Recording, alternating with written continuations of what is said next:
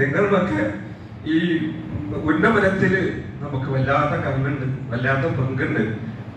ആരും കാണാത്ത നമ്മുടെ അധ്യാപകരിലൊക്കെ ദുആ ചെയ്യുമ്പോൾ ഉസ്താദും ശിഷ്യന്മാർക്ക് വേണ്ടി ദുആക്കുക, ശിഷ്യന്മാർ ഉസ്താദന്മാർക്ക് വേണ്ടി ദുആക്കുക. അതിലും വലിയൊരു ആദരവില്ല. അള്ളാഹു കബൂലാക്കട്ടെ. ഇവിടെ വന്നപ്പോഴാണ് സിദ്ദീഖ് റഹ്മാനി പറഞ്ഞത്, മുമ്പാണ് ഞാൻ കൊണ്ടുവരില്ല എന്ന് പറയും. അപ്പം സന്തോഷത്തിൽ ഞാൻ പറഞ്ഞു വേണ്ട, അപ്പോഴും പറഞ്ഞു സന്തോഷമല്ലേ കൊടുത്തില്ലേ.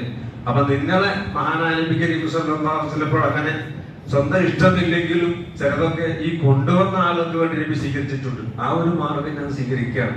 അപ്പൊ ഞാനിപ്പോ അത് വേണ്ടാന്ന് വിചാരിച്ചിട്ട് എനിക്ക് ഒരു മാനസിക വിഷമം ഉണ്ടാവുകയും, അതുകൊണ്ട് റബ്ബ് സാക്ഷി ഞാൻ അതിനെ ഒരിക്കലും അതിന്റെ അർഹനമല്ല, ഞാൻ അത് ഇഷ്ടപ്പെടുന്ന ആളുമല്ല. ഏത് പദവി നമുക്ക് നൽകും. ഫലഖദ് കറംനാ ബനി ആദമ. അല്ലാഹു സുബ്ഹാനഹു വ തആല ഖുർആനിലൂടെ പറഞ്ഞു, മനുഷ്യരെ അല്ലാഹു ആദരിച്ചു.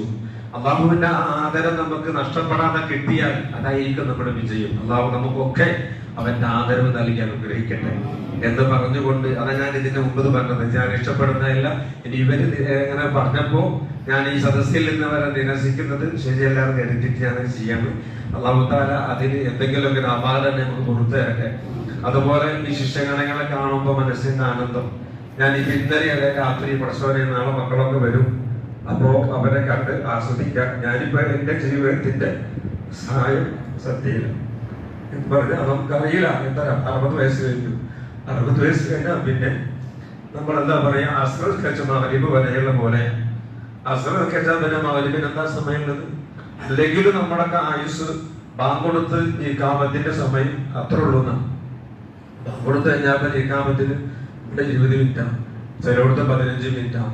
ആ ഒരു ഗ്യാപ്പ് ഉള്ളൂ. നമ്മുടെ ജീവിതത്തിന്റെ എന്ന് മനസ്സിലാക്കേണ്ടവരാണ് നമ്മള്.